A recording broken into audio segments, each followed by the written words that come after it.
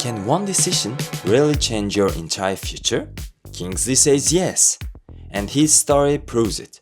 From Nigeria to Tottori University, Japan, Kingsley shares how studying abroad pushed him far outside his comfort zone. He opens up about culture shock, mindset shifts, and what it means to move with purpose, even when your future is uncertain. In this episode of From Africa with Purpose, hear how a master's student embraced change, overcame doubt, and kept going with hope, humility, and humor. From Africa with Purpose. Could you please introduce yourself to us? Okay. Yeah, my name is Kingsley Ikpa-Agodo, and I am a master's student at Tottori University. And my main topic at Tottori University is studying the effect of cytoplasmic hybridization between the grass species. And when I mean the grass species specifically, I mean between wheat and maize, and as well as wheat and pearl millet. So we will talk about your research more deeply middle of our podcast. Okay, fine. And before that, where are you from? Yeah, I am a Nigerian. So, and I've been in Japan for up to 1 year and 6 months. Which part of Nigeria? Which city? I'm from the southeastern part of Nigeria, from Enugu State. Enugu State, basically. So, but I was born in another state close to Enugu, Ebonyi State. So I was born and I grew up there. My nursery education, primary education, secondary education, and university education. Yeah, so even though I am from Enugu State, I don't think I've ever spent up to one month in Enugu State. All my life has always, before I came to Japan, has always been in Ebonyi State. So, and everything about me, my parents, all my siblings, they are still in Ebonyi State, from the southeastern part of Nigeria. From Africa with Purpose. Thanks for tuning in. Subscribe on YouTube and follow us on Instagram at Study in Japan for Africa. Okay, so our first main question is we want to hear about your story.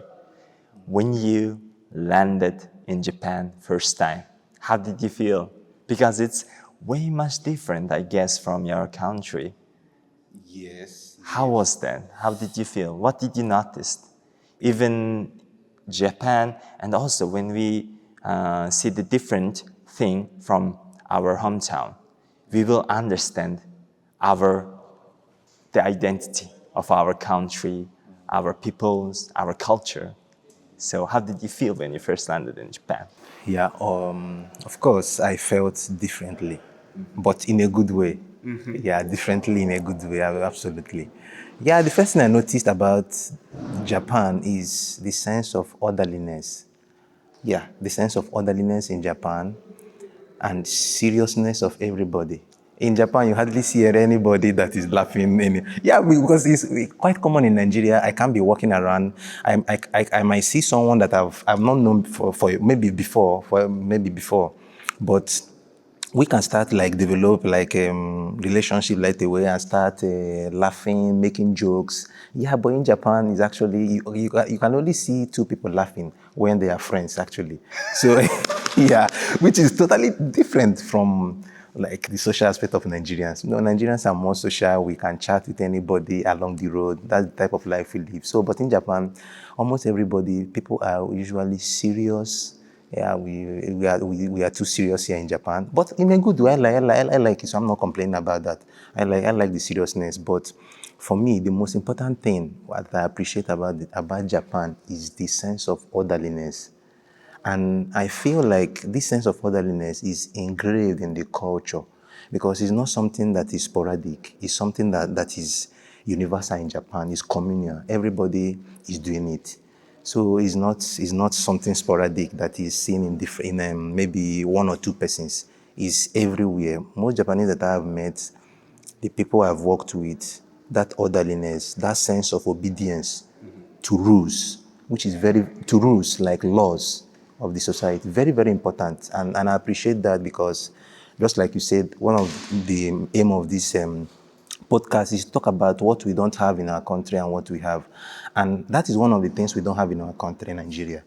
The that sense of obedience to rules. Yeah, so and for me, if I'm to wish anything, like to copy anything, like copy it just totally verbatim from Japan to the Nigerian society, I will pick that sense of orderliness above every other thing. Yeah, that's for me. Okay. So I want to hear about your country more. So you literally say about your country that the rules, the laws, etc. But I want to more listen about your field. What's going on in your country? Is it going well, or is there have any problems? Yeah, yeah. Thank you for the question, and I'm glad I'm using this opportunity to throw more light on the issues we are having in our country. Yeah, every country we have our individual challenges. I admit that. Even Japan, they have theirs. But thank you for the opportunity to present mine. Yeah, in Nigeria, for instance, I will not say that the area of my study is going so well in Nigeria due to basically lack of expertise and funding. But I think the main issue is funding.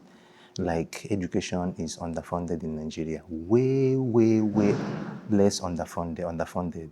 So that is the main problem. So, and because of this, we lack the expertise because people that are ready, like all my life, I've always had the dream that I want to be I want to be attached to agriculture, to be close to plants. Like that's the dream I had. Yeah, but in Nigeria, assuming I'm in Nigeria, I don't think I would have attained that dream. You understand? Because the infrastructure is not there. The expertise is not there because most of our best minds are seeking greener pastures. Because yeah, like they go abroad where their knowledge, their expertise will be more appreciated. You understand what I mean? Yeah, because the government, yeah, I'm sorry to say this, but they don't care, but they don't care about education. Yeah, that is, and it is heartbreaking. It is heartbreaking. So, yeah, it is heartbreaking. They don't care about education. So, and that is what is going on in my field. Like during my undergraduate, I did biotechnology. Biotechnology is one of the most important field in the world today. But you go to Nigeria, nothing. They don't, the government, they don't have anything to show for it. They don't even care about it. But yeah, I came to Japan and I started like putting all those my passions. That's why when I talk about my study, like I'm passionate about it because that's what I want to do. No matter how difficult it is, I still find joy in doing it. Yeah, because I've always wanted to do it, but in Nigeria, is very difficult to do. Especially in the funding aspect. The willpower is there, the urge is there, the people that want to do it is there, but the resources, the support from the government is not there. That is one of the main problems we have. Not that we don't have the people that want to do it. Of course we have. Nigerians are hardworking people. Yes. But yeah, but we are just unfortunate with leadership. So, but once that's why I said if I'm to pick anything from Japanese government, the Japanese people, I will pick orderliness. Because when you have orderliness, you have obedience to rules. Yeah, and when you're obedient, for instance, if we have obedient to rules in Nigeria, in the law there are certain amount that is required for you to like fund that is supposed to be used to fund education, but because they disregard rules, they don't. Yeah, so then the money will be used, they steal the money and do other things. Yeah, so that is what's one of the problems we have in Nigeria. So if we are able to like build this habit of orderliness, obedience to what the rule says, it's not only for me. I don't believe the rule is all about what is written on the book. The rule it can be something that is not written, but it is right thing to do. It's also the rule. You understand my point? So if you feel like, for instance, you come into this place and you find that maybe someone dropped something that's not supposed to be here. There is no rule in arid land that requires you to move it. But subconsciously, as a human being, you do what this is not supposed to be here, you move it. So I expect as a student, as a Nigerian, that the government, since our education is underfunded, like Even if it is not in the constitution, it is not it is common sense for them to do what? Support what we are doing in terms of our academics. That is just It's it. very initiative part. But the Nigeria just forgot. Yeah, they Government. Yeah, actually, they didn't forget. They didn't forget. They know what they are doing.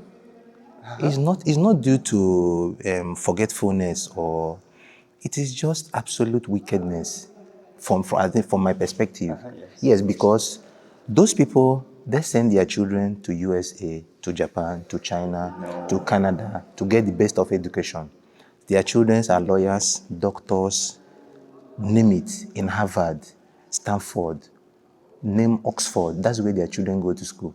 So, assuming they forget that education is important, they won't send their children there.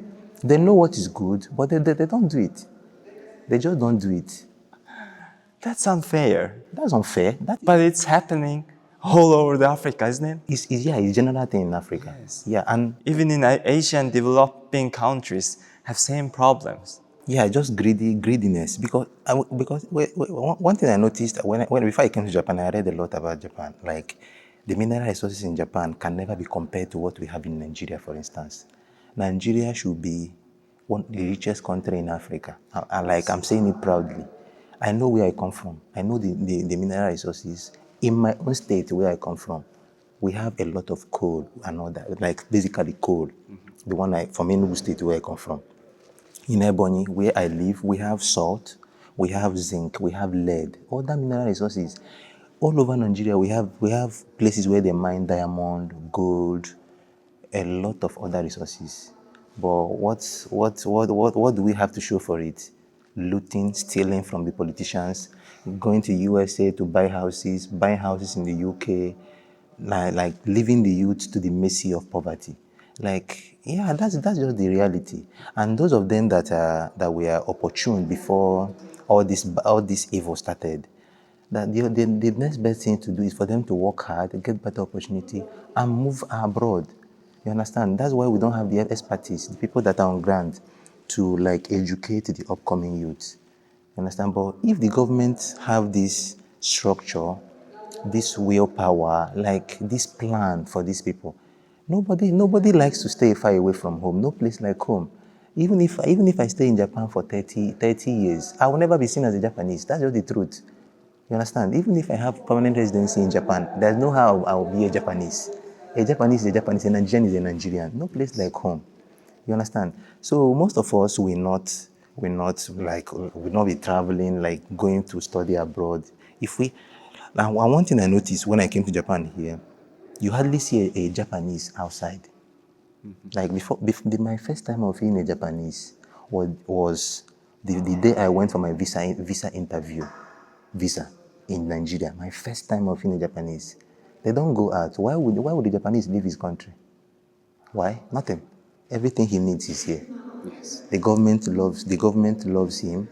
The support is there. When you get old, they support you. Education is well funded. Go to their primary schools. I've been to they call it high school. Some of their high schools here, the high schools here are better than universities in Japan, in Nigeria. Yes, I'm sorry to say it, but that's the truth. That's the truth. The high schools here are well funded than the universities in Nigeria. You know, the people that appreciate education. Japan has no dry land, for instance. No dry land here.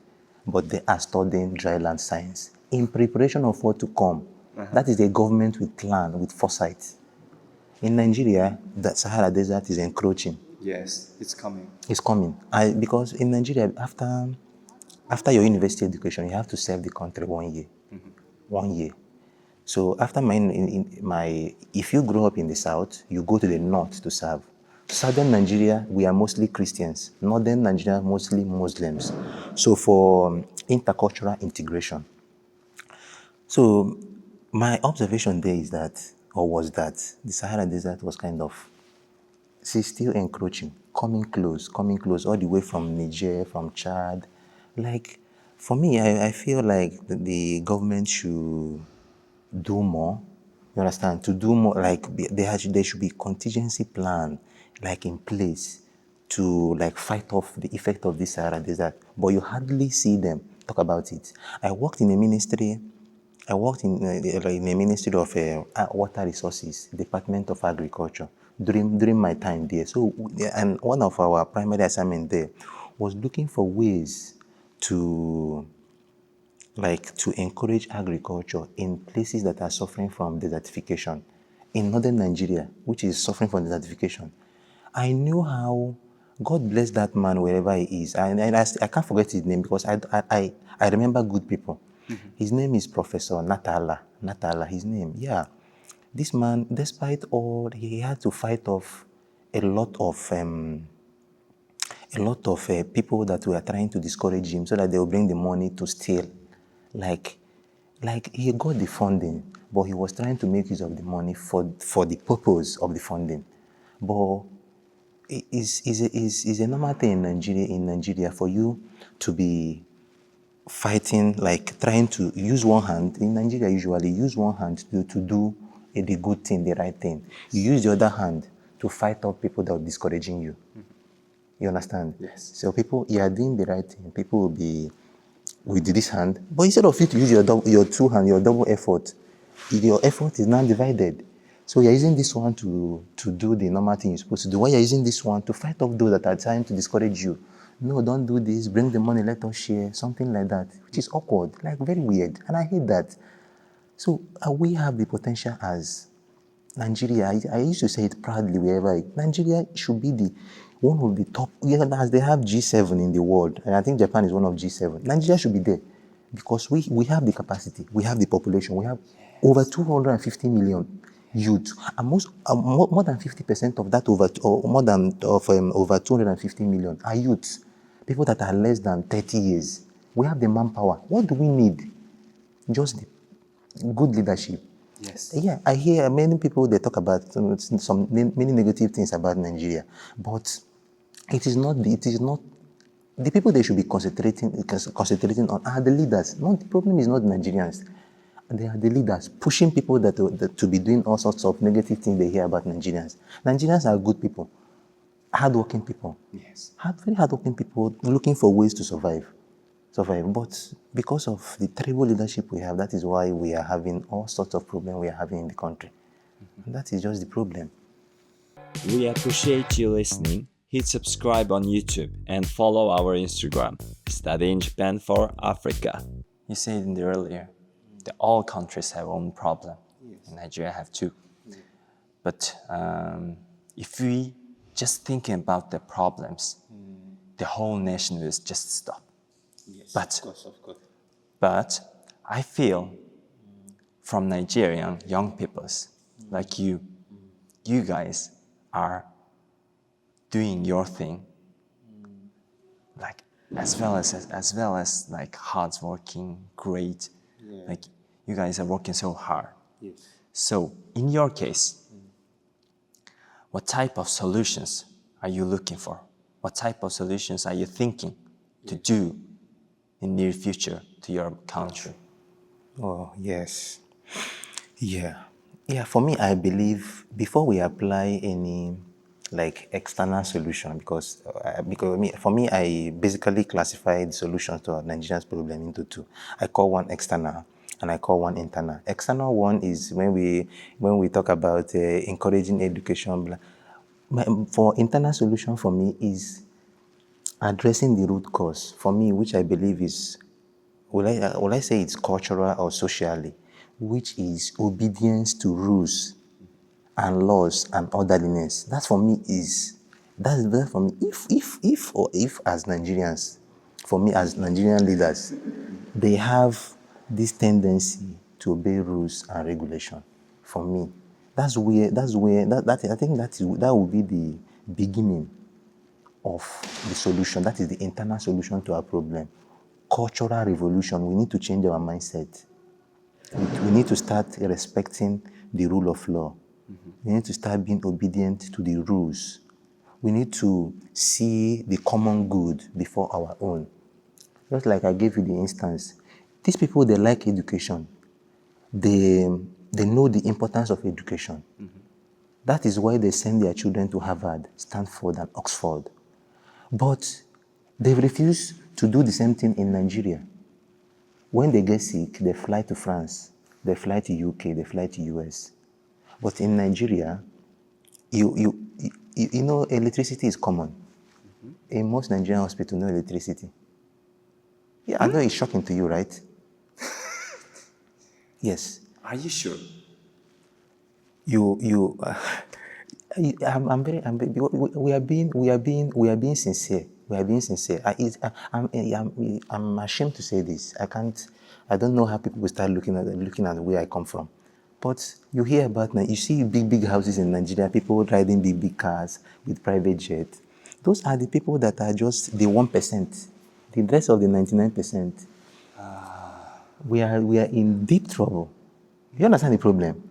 So that's just the reality we have. Here in Japan, I've never seen, even when Japan has a lot of natural disaster, earthquake, typhoon, we don't have any in Nigeria. Yes. But Japan still has 24 hours power supply. A lot of. In Nigeria, if you have up to 18 hours, you are lucky.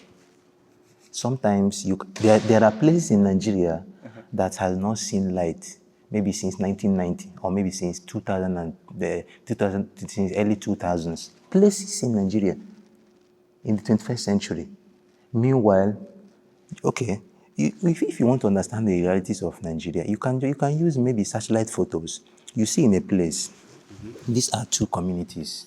Here, you just see all mud houses with brown zincs, old places. But close by, you come and see estates, duplexes, where rich men are living. That's the sign of a broken society. That's not growth.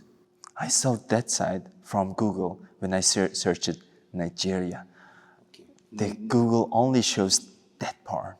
The one that are good. Yeah, good one. That's the problem. I thought, oh, Nigeria is developing.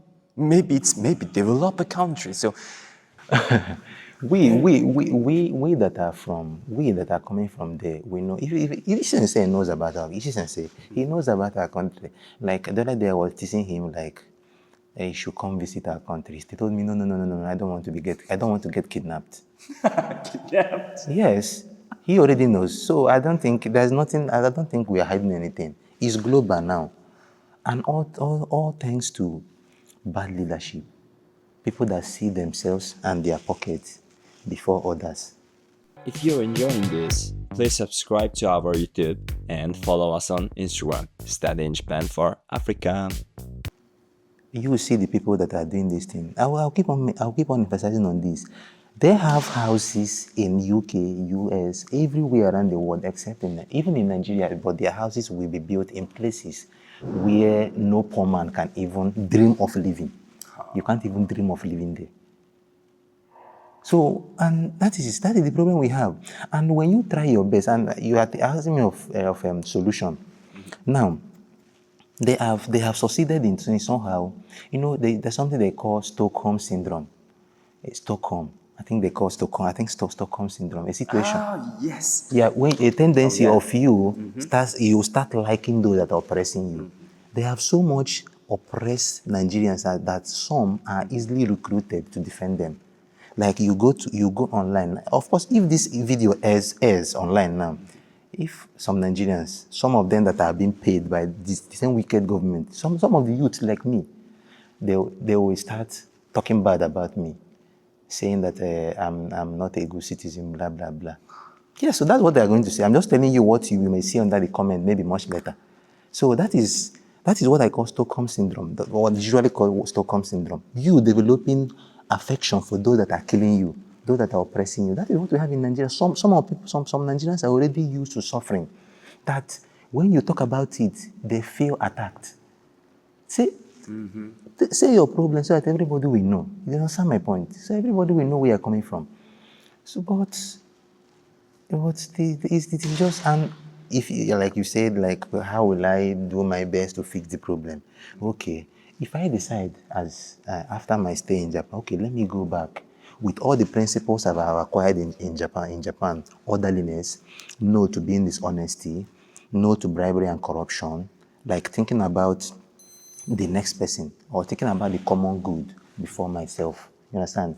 If I try to implement this when I go back to Nigeria, if they don't find a way to remove me like from my position, I may get maybe shot to remove me. Is it that they do it like sack me or they end me like that's the way. So the only people that they appreciate are people that are like them, that we just just stay and share the money with them. No, nothing.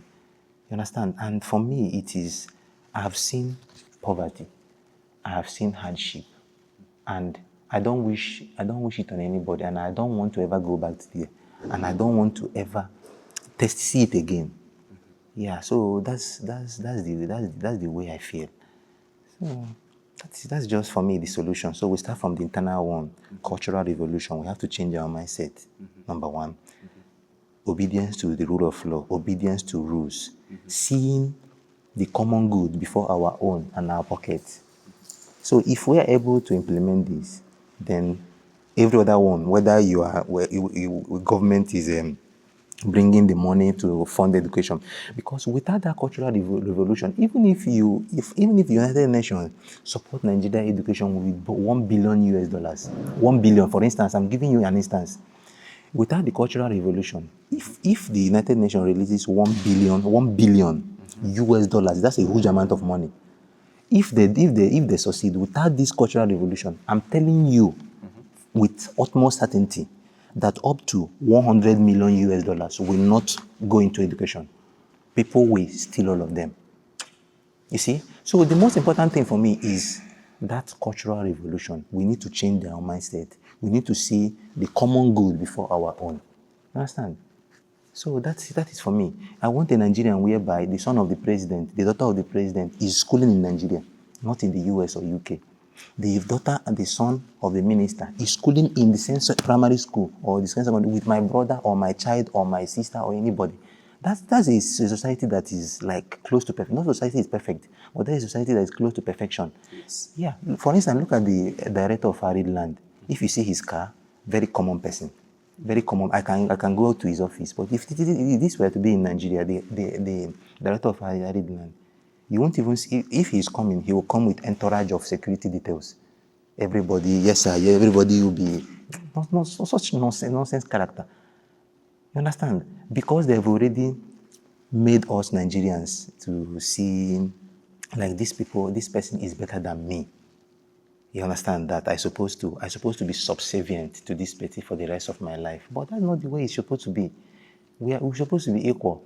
Like my supervisor made that impression on me. The first chat we had on Skype, because in Nigeria usually you address your superiors like sir. So he told me, no, don't address me as sir. Just say sensei. Like that in Japan everybody is equal. Man, like It's mind-blowing. It was mind-blowing. Everybody is equal. No. The other online on Twitter, just recently on Twitter,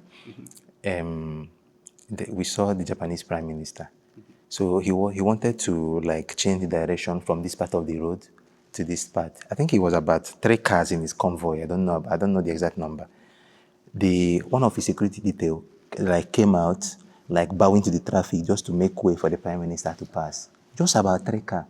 Japan with their huge resources. Do you know the Japan GDP? I can't even. One of the best.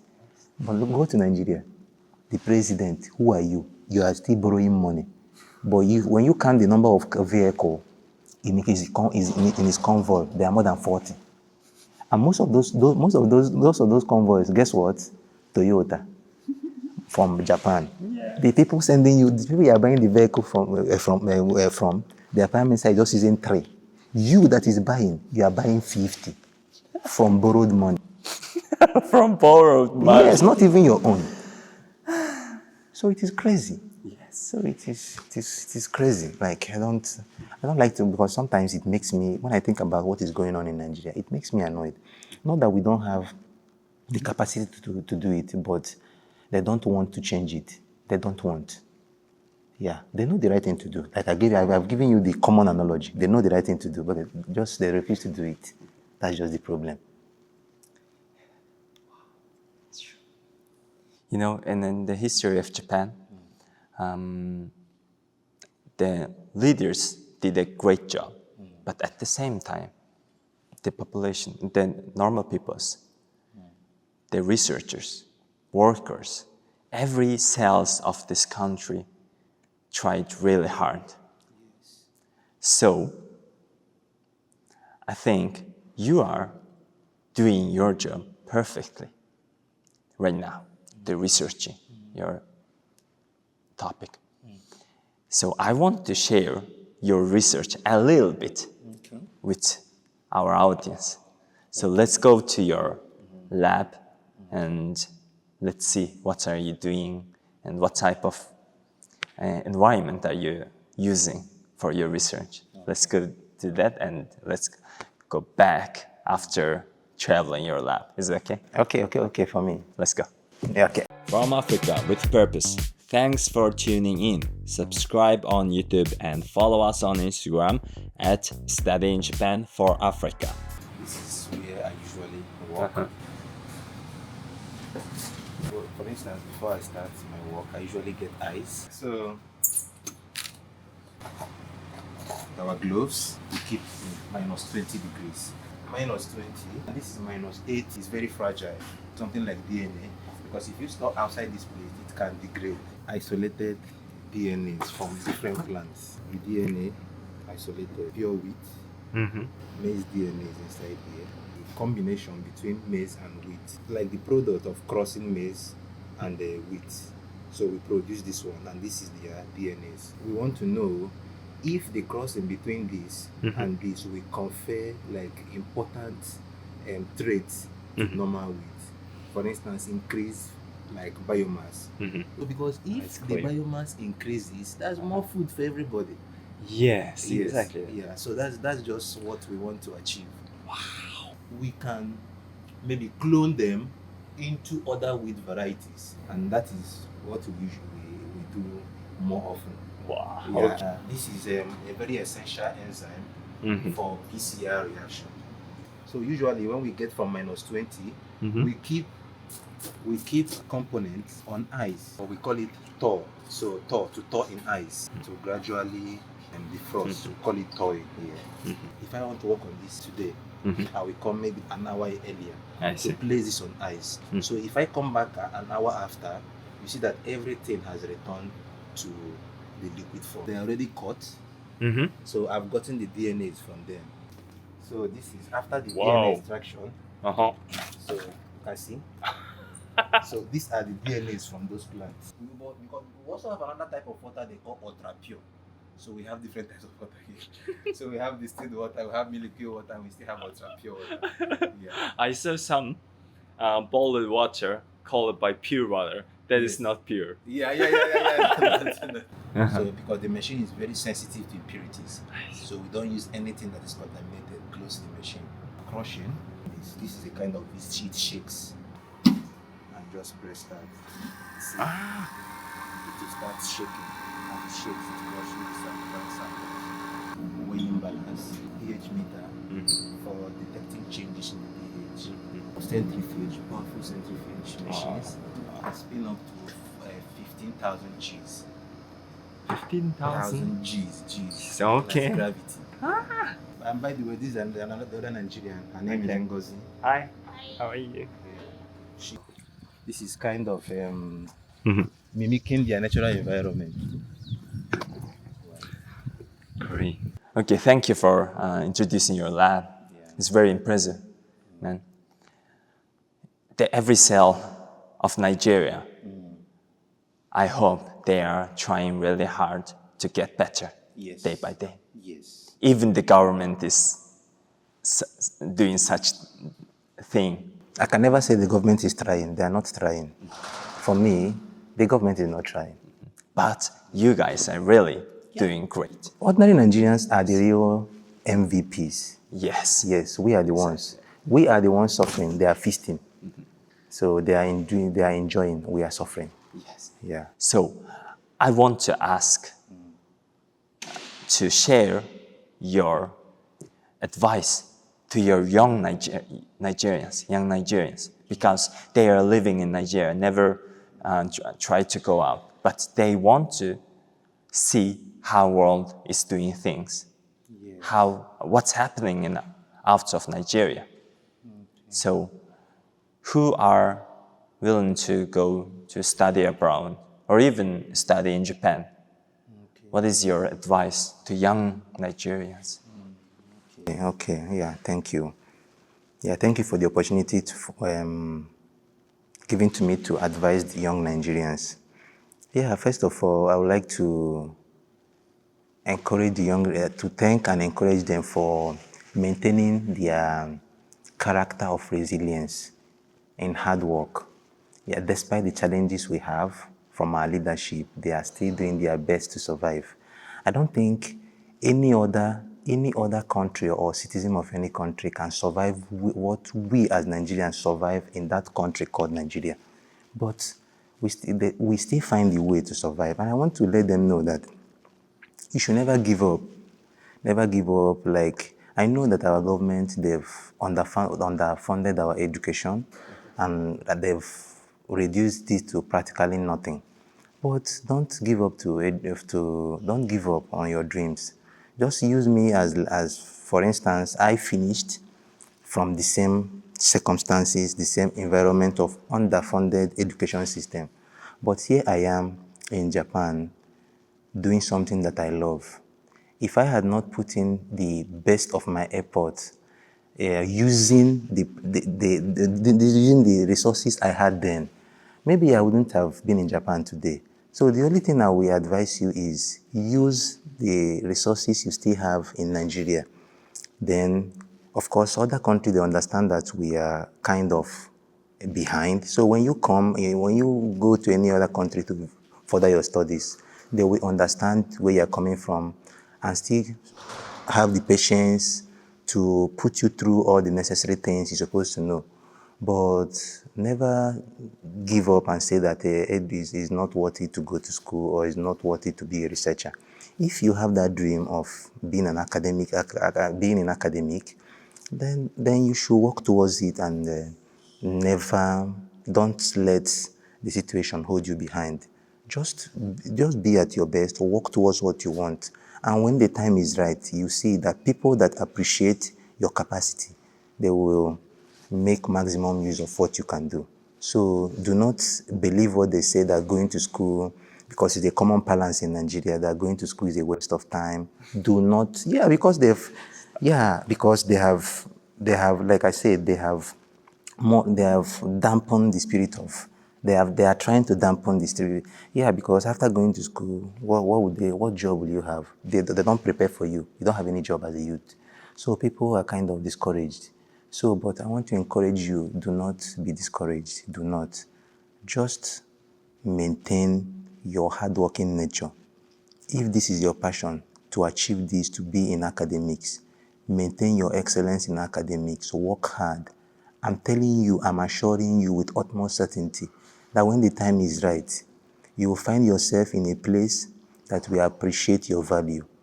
And for me, my plan is when we have a comfortable number of like-minded people that are willing to make this change that we seek in Nigeria, you will be among those, will be among such a society of people, like-minded people, that will change the trajectory of Nigeria for the best. So do not give up. Just remain steadfast and love what you do. That's all I can tell them. And also, you guys are not alone. Yes, they are not. Yes. Yes, yeah, you are, yes, of course, that's very, very important. You are not alone. We even though some of us we are outside the country, but we still know what is going on. Yes. We can still feel what you feel. We can still relate because we have been through that process. You understand? You are not run away. No, not at all. You are facing the problem. Yes, because even if you leave, you still have your loved ones there. Yeah, that is your root. So, and their pain is still your pain. You understand? So for me personally, I must find a way to make the country work. so that my people will also enjoy. Yeah, because if the country is working, everybody will enjoy, including my parents, my siblings, everybody in my family. All of us will enjoy. Nobody, no poverty. Even if, of course, okay, there will be poverty, but at least drastically reduced. There is poverty everywhere, but we're talking about the percentage. Maybe in Nigeria, okay, according to WHO estimates, over 100 million Nigerians are into multi-dimensional poverty. So that is outrageous. That is outrageous. So, and then it's a reality we have to live with. So that is why I'll keep on advising Nigerians. We should make this change socially. Like, we need to change the way we think. Respect for rules, respect for the betterment of the common good before mine. It's not just me, myself, and I. Think about what about how will this thing benefit others? You understand? So look, it's just if I begin to narrate all the issues we have in Nigeria, we might not get up from here today. But I don't want to complain so much, but I just want to appreciate the characters of Nigerians first. Yeah, I appreciate their character. But we cannot run away from the challenges we have, and that is just the truth. So, and I want to bring it to the light so that everybody will know that we have this problem. Everybody will know that we have this problem. And the world is not even, for me, because we are being sincere, I'm not happy the way the world, they are, because in the world, they kind of parade the democracy as the government of the people, for the people, and the democracy. We have been democratic for how many, from 1999 till now? Yes, I ask myself this question, and that is why when you go to Africa now, there are a lot of coup, military dictatorship, and the people are supporting coup because they are tired of this democracy. People are getting tired. And look at the last election that was done in Nigeria. Clear rigging. Someone bought the presidency and become the president. And now, instead of European Union, the US, and all of them to condemn this person, that because you are saying you are for democracy, no condemnation. All of them are now recognizing him as president. If you are for this person is to be sanctioned never to enter Europe or enter the US. He should remain in Nigeria alone or go to another place he wants. If you're actually trying to be the guardians of democracy, that is why many Africans are tired of. If you make a poll, or maybe ask different Africans, you will be shocked on how people, especially from how we are tired of this thing called democracy. You will have elections and somebody will write the result and declare somebody winner. That's not democracy. That's not democracy. And that is why the politicians, they don't care about what you feel, because after all, they will buy the position with their money. During the election, they will just write the result and declare themselves winners. So when they get into office, they don't owe you anything, because it wasn't your vote that took them there. They bought it with their money. So, and they have to recover the investment. The investment, they bought the position and they have to recover. And nothing will trickle down to the people. So that's the problem we have in Africa. So when they call democracy, when I hear people mention them, it gets me upset. Mm-hmm. Yeah, it gets me upset because I can't see what it has done for Nigeria. I can't see. And if you say you are for democracy, if someone rigs the election, punish the person severely, internationally, they should sanction the person. Yes. Yes, the person should not travel to the US, travel to the UK, or any part of Europe or Asia. Let the person be grounded, seize all his assets to deter others from going through the same path.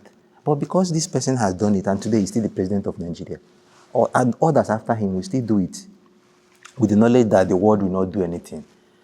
You understand? So that is why sometimes I say this thing is flawed. Mm-hmm. It's flawed.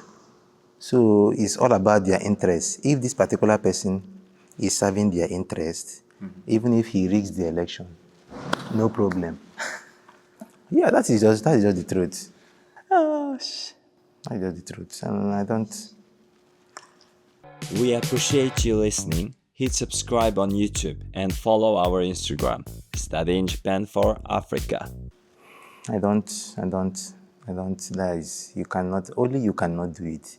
Before I came to Japan, because I like clean environment. When I drink water, for instance, because in Nigeria, because we don't usually, unlike Japan, Japan has clean water here. Like you can drink from tap, but in Nigeria, we don't have that. So we have usually we call sachet water. So companies, after they claim to have cleaned the water, after their claim, we have based on their claim. Usually we buy in sachet, like in a plastic. Can you imagine how dangerous it is? Some of them used to keep it under the sun. Imagine plastic leaking into the water and you are drinking. So even our health situation is not even that much good. You understand?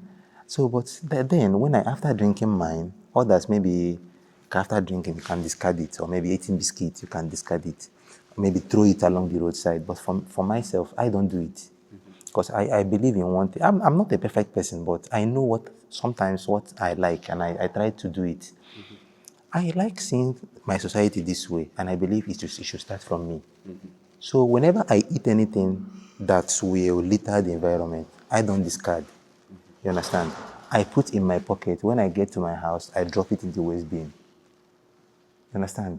So that's the way I believe like life is all about being lucky based on the things like you do, based on your character. Because I believe in God, actually. I'm a Christian. Maybe because God saw, like, I like orderliness. I like things that are working well. And that is why probably I got this luck to move to Japan to do my studies. So, like, I try to connect things, even though they may not, but I try to connect things. That's the way I see it. Yeah, I like orderliness. Like, I appreciate it. And I started doing it before in Nigeria, even before I came to Japan. And when I came to Japan, when I saw the communal orderliness, it blew my mind. I was amazed. It blew my mind. I landed through Osaka. When I saw traffic lights say stop, everybody stops. I was, oh my God, this is. That's true. Oh, yeah, I was kind of, oh my God, this is amazing. Yeah, I appreciate that. That's one thing. Yeah. If I'm to copy everything verbatim, one character from the Japanese society verbatim, I'll pick orderliness to Nigerians. Bam, that's what I'll pick. For me, that's the most important thing. Wow, I hope there's some Nigerians who are watching this episode. I hope you guys can come to Japan and experience what we are talking about. Exactly. You need to experience good life. Yes. Because that thing we are living in Nigeria is not good. Yeah, that's just the truth. And after that, let's make it better. Or best. Yes. Because we have the potential, we have the capacity, we have everything. All the parameters needed to be the greatest nation. We have it in Nigeria. Yes, we have it. And I'm proud to say it. Yes. Let's make it together, man. Yes. So thank you so much for today, your time.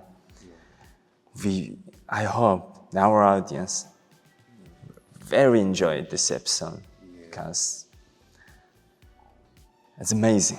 It's amazing. We understand what's going on and we understand what we should do. Yes. The young generations, what we should do and what type of possibilities do we have. We understand through you. Thank you so much. Yeah, thank you so much. Thank you. Okay, good luck in your research. Yeah, thank you so much. Okay, hope you'll enjoy your Japan. Yeah, of course. I've been enjoying Japan and I'll continue to enjoy Japan. Yes. For me, if I'm to rate country, I think I've outside Nigeria, Morocco, and Japan. I think those are the 3 countries I've visited. But I think for me, Japan is top. Like exactly. And I hope some people can see you in Japan. Yes, yeah. I hope to see some of you in Japan. So just when you come, let us know. Yeah. Okay, see you. Yeah, see you. Bye-bye. That's it for today's episode of From Africa with Purpose. Huge thanks to Kingsley for sharing your journey and insights. Truly inspiring. So if you enjoyed this conversation, please subscribe on YouTube and follow us on Instagram at Study in Japan for Africa. We're also on Spotify, Apple Podcast, and all major podcast platforms. Just search From Africa with Purpose. Got a story to tell or topic you want us to cover? Drop us a message at our Instagram. Today's episode was brought to you by the Study in Japan for Africa project by Max. This is your host, OG. Thanks for listening, keep moving with purpose, and we'll catch you in the next episode.